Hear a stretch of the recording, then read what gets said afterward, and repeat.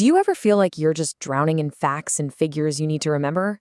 Well, what if I told you there's a kind of secret code that can help you learn pretty much anything way faster? Today, we're going to unlock that code. It's all about studying smarter, not harder. All right, let's get right into it.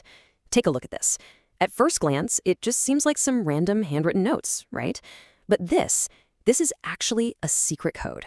It's a key that can unlock really complex topics in history and geography in just a few seconds. And today, you and I are going to crack this code together. So, that brings us to our first big question. How on earth can a simple, kind of nonsensical phrase be the key to remembering a whole chunk of history? I know, it sounds a little out there, but stick with me because the answer is actually brilliantly simple. We're going to start our journey in the court of the great Mughal emperor Akbar. Now, Akbar was famously surrounded by 9 brilliant advisors. They were known as the Navratnas, or the 9 gems. And let's be honest, trying to remember all 9 of their names for a test, that's a real challenge for anyone. Well, until now. And here it is, our very first secret code, Bat Bat May MDH. I know, it probably looks and sounds a little weird. In Hindi, May just means in. So the phrase is kind of like saying MDH in bat bat. But what's really important here is that this little phrase is a mnemonic. It's a memory device that holds the names of all 9 of Akbar's famous courtiers. Let's break it down.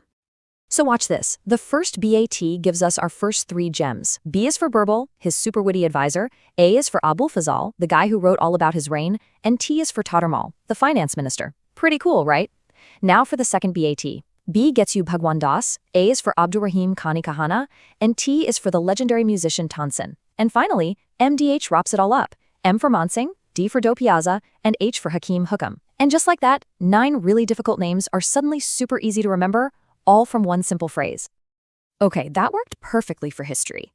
But what about a totally different subject? Let's switch gears and jump into geography. We're going from a royal court all the way down to the very ground beneath our feet. So here's our next challenge.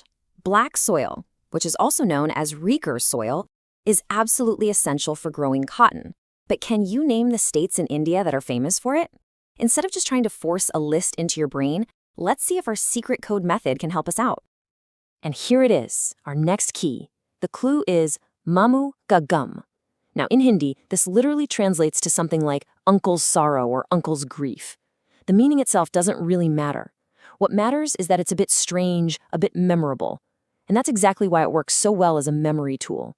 So let's use it to map out some Indian geography. Let's crack this one. It's so simple. MA gives us Maharashtra, MU points straight to Madhya Pradesh, K is for Karnataka, and finally, the whole word gum stands for Gujarat. Boom! Just like that, 4 key states are locked into your memory with one easy little phrase. So we've seen it work for history and for geography, but why is this so darn effective?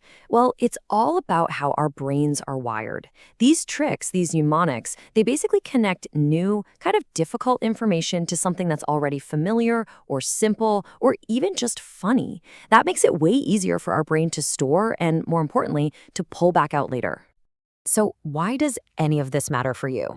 Because this one simple trick can completely change the way you learn.